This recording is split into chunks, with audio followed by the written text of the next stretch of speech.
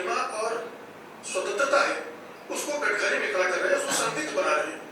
ये बहुत खतरनाक बात है। यार आप नोट करो पाकिस्तान ने इनका क्या हाल करा है। इंटरनेशनली तो इनको आइसोलेट कर दिया वो अलग चीज़ है। इनके अंदर इतनी लड़ाइयाँ पैदा कर दी कि आप नोट करो कि अब इनकी आम आवाम, देखो हम लोग का एक ये भी कामयाबी है कि अब इनकी आम आवाम भी इनकी फौज के खिलाफ आ रही है, क्योंकि वो जाहिर सी बात है फौज के बाद भी बताने को कुछ नहीं है, सरेंडर क्यों करा। एयरफोर्स के बाद तो उसका तो अल्लाह माफ करे दुनिया में मजाक बन गया। नेवी जो थी उसने एयरफोर्स का हाल देख के आगे नहीं आई। तो अब इनमें आपस में लड़ाइयाँ चल रही है कि एक पार्टी राइट विंगी लेफ्ट विंगी एक दूसरे को बोल रहे हैं कि आर्मी जो है वो पपेट बन गई है। अरे भाई मैं बोलता हूँ राइट और लेफ्ट विंगी आप साथ भी आ जाओ ना, आपकी आर्मी ने यूं चौकिया छोड़ के भागना है। आपकी सेटिंग जो फील्डिंग है वो सेट हो चुकी है, चाइना चुपचाप अंदर घुस रहा, आपके हाथ से चिकन नेक जाने वाला है। आप नोट करो वो ऐसा लग रहा है इनका आर्मी चीफ के वो बीजेपी का स्पोक्समैन पर्सन है। भारतीय सेना के लिए जिसे पूरी दुनिया में एक बहुत ही प्रोफेशनल सेना के रूप में जाना जाता है, लेकिन वो अब वो रास्ता अख्तियार कर रही है जिसमें वो कल को पाकिस्तानी इतना प्रोफेशनल माना जाता है। हमेशा इन्होंने अपनी जमीन खोई है 1947 के बाद, 1 इंच जमीन किसी की नहीं जीती, लेकिन प्रोफेशनल है भाई दुनिया की। सेना की तरह बन सकती है, उसका रूप धारण कर सकती है, और जिस तरह से पाकिस्तान की सेना और वहां की सत्ता में एक तालमेल दिखता है, वैसा कुछ भारत में भी आकार लेता हुआ दिख रहा है। हालांकि इसकी तो एक लंबी पृष्ठभूमि आपको देश में मिल जाएगी। 2014 के बाद से ऐसी दर्जनों सैकड़ों घटनाएं हुई हैं जो बताती है कि सेना का राजनीतिक इस्तेमाल सरकार किस किस तरह से कर रही है, लेकिन सेना के अधिकारी किस किस तरह से राजनीतिक इस्तेमाल के लिए प्रस्तुत हो रहे हैं और सहज कर रहे हैं, ये भी अब एक नया सिलसिला बनता जा रहा है।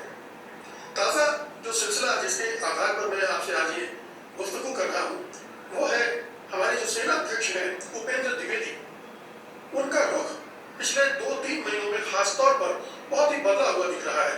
वो बिल्कुल उस भाषा में बात कर रहे हैं जो सरकार सत्ता समर्थक भाषा है। वो अपनी हदें भूल रहे हैं। वो सेना की जो स्वतंत्रता, निष्पक्षता, तटस्थता होती है सत्ता से अलग रहने की, उसका निर्वाह नहीं कर रहे हैं। अब उन्होंने जो 3-4 स्टेटमेंट दिए हैं पिछले 1-1.5 महीने के अंदर ही, मैं उनका उल्लेख करूंगा। एक तो ताजा तरीन है, आप सोशल मीडिया पर देख सकते हैं कि किस तरह से वो सरस्वती शिशु मंदिर की तारीफ कर रहे हैं, उसकी शिक्षा की तारीफ कर रहे हैं। सरस्वती शिशु मंदिर आप जानते ही हैं किसके द्वारा संचालित किया जाता है, वो राष्ट्रीय स्वयं सेवक संघ की शाखाएं हैं, उसके द्वारा संचालित स्कूल है। और उन स्कूलों में एक खास तरह की शिक्षा दी जाती है जो मदरसों में दी जाती है। जो ईसाई शिक्षा संस्थान है वहां भी ज्यादातर में तो नहीं, बहुत सारे उन संस्थानों में भी दी जाती है। और वही हिंदुत्व के नाम पर, हिंदू धर्म के नाम पर आरएसएस इन सरस्वती शिशु मंदिरों में देता है। अच्छा, ये सरस्वती मंदिर जो है, सरस्वती की मैं आपको इनके वो है माता है, सरस्वती की जो ओपनिंग की या सरस्वती ने जिससे करवाया, सरस्वती अपने बाप से ठुकी है ब्रह्मा से। मतलब सरस्वती का जो बाप था वो इसका शोहर है और वो इसका बॉयफ्रेंड है। मतलब तीनों चीज़ों में आप अगर एक ही बंदा खड़ा कर दोगे तो क्या ही फर्क रहेगा। तो सरस्वती वो, इसकी अनबॉक्सिंग उसके बाप ने करी थी। उपेंद्र द्विवेदी ने कहा कि मैं 10 साल वहां पढ़ा और फिर उसकी तारीफ की उन्होंने। आप 10 साल पढ़े होंगे, मैंने भी वहां पढ़ाई की है सरस्वती शिशु मंदिर में। मैं भी उस समय आरएसएस से जुड़ा था, मैंने भी आरएसएस की शाखाओं में हिस्सा लिया है। मैंने भी नमस्ते सदा वसले गाया है और ध्वज प्रणाम किया है।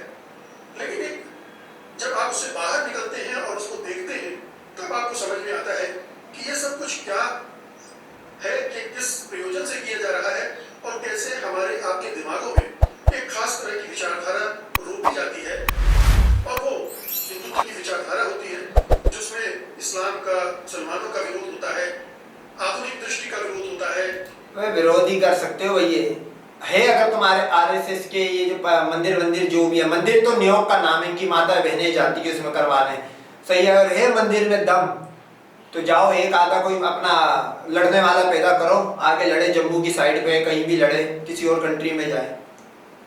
तो तुम्हारे फौजियों को कुत्ते की मौत मिलती है तो तुम्हारा तो क्या ही हाल होगा, वो अल्लाह ही जानता है भाई। तुम्हारे भगवान जो है वो भी यूं हाथ उठा लेके बोले कि नहीं नहीं भाई इनसे नहीं। लोकतंत्र का विरोध होता है, एक मनुवादी व्यवस्था का समर्थन होता है, इस तरह के एक सामंतवादी सोच को बच्चों में डाला जाता है। तो जो उनसे निकल जाता है, उनको समझता है, उसको फिर पीछे छोड़ देता है और अपने नए ढंग से स्वतंत्र ढंग से सोचकर अपनी राय बनाता है। उपेंद्र द्विवेदी अभी भी उसी विचार में फंसे हुए हैं, ऐसा लगता है।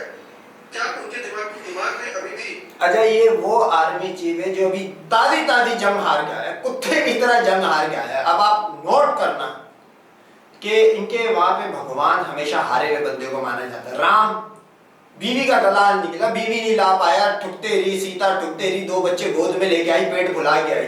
राम ने भी उठा के तो आग में फेंक दिया कि बोला बाबा तेरे को इतनी गर्मी थी कि तू 14 साल तक करवाते रही। तो इसी तरह वो भी हारा, उसको भगवान मान लिया। ये अभी ताजी ताजी जंग हार के आया ये आर्मी चीफ, ये भी भगवान वाला निकला। मैं तो चाहता हूँ कि इनकी आर्मी में ना ऐसी भगवानी लोग बैठे रहे।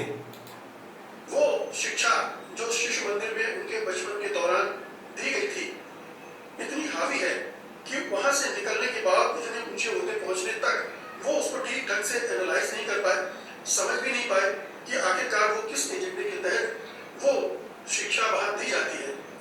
और अगर आप समझ में नहीं भी आया है तो कुछ छोटी मोटी चीजें तो आप समझते ही हैं, और वो है उसका राजनीतिक पक्ष कि ये जो पूरा संघ परिवार है उसके जितने भी आयोजन प्रयोजन है, जितनी शाखाएं हैं, जितने कार्यक्रम हैं, जितनी योजनाएं हैं और जितने इस तरह के प्रशिक्षण संस्थान हैं, वो एक खास भूमिका के तहत सत्तारूढ़ दल के साथ है। ऐसे में अगर आपकी निजी राय है भी, आपका निजी अनुभव अच्छा है भी और आपने सचमुच में वहां कुछ अच्छी चीजें सीखी है, संभव है सीखी हो, मैंने भी सीखी होगी, अगर वो मानते भी हैं आप, तो भी मैं आपको सार्वजनिक रूप से ये सब कहने से बचना चाहिए। लेकिन वो कह रहे हैं, लगातार कहे जा रहे हैं। कुछ और टिप्पणी लीजिए, इसी महीने उन्होंने टिप्पणी की थी ट्रंप के ऊपर, खुद ट्रंप को नहीं पता होता कल क्या करेंगे। अब ये बहुत ही विवादास्पद बयान है। आप सेना अध्यक्ष हैं, आप विदेश मंत्री नहीं हैं, आप प्रधानमंत्री नहीं हैं, विदेश नीति पर टीका टिप्पणी करने का अधिकार आपका नहीं है। आपको अपने अधिकार क्षेत्र में रहते हुए ही बोलना और करना चाहिए, लेकिन आपने इस सीमा को लांघा और इसकी आलोचना हुई और ये आरोप सरकार पर लगा कि सरकार सेना को विदेश नीति का एक टूल की तरह इस्तेमाल कर रही है, यानी सरकार के टूल के रूप में उपेंद्र द्विवेदी इस्तेमाल हो रहे हैं। ये इसका निष्कर्ष निकला, जो कि जियो पॉलिटिकल जो एजेंडा है उससे जुड़ जाता है खुद ब खुद, जो उपेंद्र द्विवेदी ने कहा, जो कि होना नहीं चाहिए। पाकिस्तान और चीन के बारे में अगर आप कुछ कह देते हैं तो भी चलता है, क्योंकि वो पड़ोसी हैं, आपके शत्रु देश हैं, वहां आपकी टिप्पणी चल जाती है। लेकिन आप जब अमेरिका के राष्ट्रपति पर ये टिप्पणी करने लगते हैं तो इसका असर भारत की विदेश नीति पर पड़ता है, भारत के लक्ष्यों और हितों पर पड़ता है। लेकिन आप चूंकि सरकार का समर्थन करना चाहते हैं। अब ये आप नोट करें कि आर्मी चीफ जो है कुत्ता बन गया इनकी पॉलिटिकल पार्टी बीजेपी का, तो उसको कुत्ता बनना उसकी मजबूरी भी है, क्योंकि पाकिस्तान ने सुअर बना दिया था, उसको अपना नाम बचाने के लिए कुत्ता बनने के लिए बीजेपी के चाटने पड़े, लड़ भग दिया, भगवान के पास जाना पड़ा। अलग माफ करे, अगर ये भगवान का इतना मानने वाला तो ये तो इनके भगवानों की भी हार है जो पाकिस्तान ने इनको सरेंडर करवाया। ये तो 33 कोटी का सरेंडर है, वो 1000 साल जो हिस्ट्री मुसलमानों के गुलाम है वो एक अलग सरेंडर है। ये आज के दौर का, इस दौर का 21वीं सदी का ये नया सरेंडर हुआ है। आप चापलूसी कर रहे हैं, चाटकारिता कर रहे हैं प्रधानमंत्री मोदी की, क्योंकि प्रधानमंत्री मोदी की सबसे ज्यादा फजीहत ट्रंप कर रहे हैं, तो आप एक ढाल बनकर आना चाहते हैं। आप जानते हैं कि आप ढाल नहीं बन सकते हैं, फिर भी ये दिखाने की कोशिश करते हैं, ये बड़ा दुर्भाग्यपूर्ण है। एक तीसरे बयान पर आते हैं। अभी उन्होंने चंद दिनों पहले अक्टूबर के अंतिम सप्ताह में ही कहा था, उन्होंने कहा था कि ऑपरेशन सिंदूर एक धर्म युद्ध है। ऑपरेशन सिंदूर की तारीफ करते रहे और उन्होंने ये भी कहा कि ऑपरेशन सिंदूर का नाम प्रधानमंत्री ने रखा सिंदूर के नाम पर, और वो भावनात्मक रूप से देश में को कनेक्ट किया, और इस बहाने उन्होंने प्रधानमंत्री की चापलूसी की, उनकी भूरी भूरी प्रशंसा कर दी। जाहिर है कि वो प्रधानमंत्री को खुश कर रहे थे। परंपरा ये रही कि सेना कोई भी ऑपरेशन करती है, उसका नाम क्या होगा ये सेना डिसाइड करती है, ना कि प्रधानमंत्री। ये सरकार सेना के अंदर इतनी दखलंदाजी कर रही है कि वो उसके ऑपरेशन की दशा दिशा सब तय कर रही है, टाइमिंग तय कर रही है। आपको याद होगा कि जब सेना से कहा गया था सर्जिकल स्ट्राइक करने को, तो सेना ने कहा था कि मौसम ठीक नहीं है, और तब प्रधानमंत्री ने लॉजिक दिया था कि ये तो अच्छा है कि बादल है आकाश में, तो राडार पकड़ नहीं पाएगा, आप हमला करो। ये मूर्खतापूर्ण तर्क था कि मौसम खराब है तो राडार ये उस टाइम का बता रहे हो जब अभिनंदन को पकड़ा था, वो पहले जो आपने नहीं बॉडी मसाज दिया था उसको अभिनंदन को, ये उसका बता रहा जो चाय पी के गए थे। हमले को पकड़ नहीं पाया, लेकिन सेना ने उसका प्रतिकार नहीं किया, प्रतिरोध नहीं किया, और जो प्रधानमंत्री ने कहा वो किया गया। तो सेना जो है वो प्रधानमंत्री के चरणों में क्यों झुक रही है? क्या सेना को अपनी अहमियत का अंदाजा नहीं है? क्या उसे समझ में नहीं आ रहा कि एक लोकतांत्रिक देश में, लोकतांत्रिक व्यवस्था में उसकी क्या भूमिका होती है? और हम सब जानते हैं कि ऑपरेशन सिंदूर पूरी तरह से कामयाब नहीं हुआ है, और इसीलिए बार बार सवाल भी उठते हैं। करीब अबे कामयाब के बच्चे सरेंडर हुआ है कि राष्ट्रपति डोनाल्ड ट्रंप ने फिर कह दिया, अब तो विमानों की संख्या भी बढ़ा दी। उन्होंने कहा कि 8 विमान गिरे थे, पहले 4, 5, 6 तक जा रही थी संख्या, अब उन्होंने 8 भी कर दी। तो नुकसान हमें भी हुआ था, और उससे ज्यादा नुकसान जिस तरह से उसे रोका गया था उससे हुआ था। और खुद नेवी के एक अधिकारी ने कहा था कि उनके हाथ बांध दिए गए थे हमले के लिए। तो ये तो सच्चाई है कि सेना को तो अच्छा, नेवी वाला बहुत बड़ा मूव ऑफ आया है, क्योंकि नेवी ने अपनी एयरफोर्स का हाल देखने के बाद बता रहे कि उसने अपनी आईएनएस विक्रांत को ऊपर क्या नाम है वो उसको जिस जगह पे खड़ा करा हुआ था और अंदर कर दिया सेफ करने के लिए कि कहीं कोई मिसाइल ना हिट हो जाए। ठीक ढंग से कार्रवाई करने ही नहीं दी गई थी। तो आधा पका आधा कच्चा युद्ध था जो हमें भारी पड़ गया, खासतौर से रणनीतिक और सामरिक और विदेश नीति के मोर्चे पर, और इतना भारी पड़ गया कि अभी तक हम बैकफुट पर हैं। तो आप उस अभियान की बार बार प्रशंसा कर रहे हैं, प्रधानमंत्री की जय बोल रहे हैं, ये शर्मनाक है। आर्मी चीफ उपेंद्र द्विवेदी, आपको समझना चाहिए कि आप किस पद पर हैं, कौन सी बड़ी जिम्मेदारी इस देश ने आपके कंधों पर दे रखी है। आप सरेंडर करने की दी हुई है।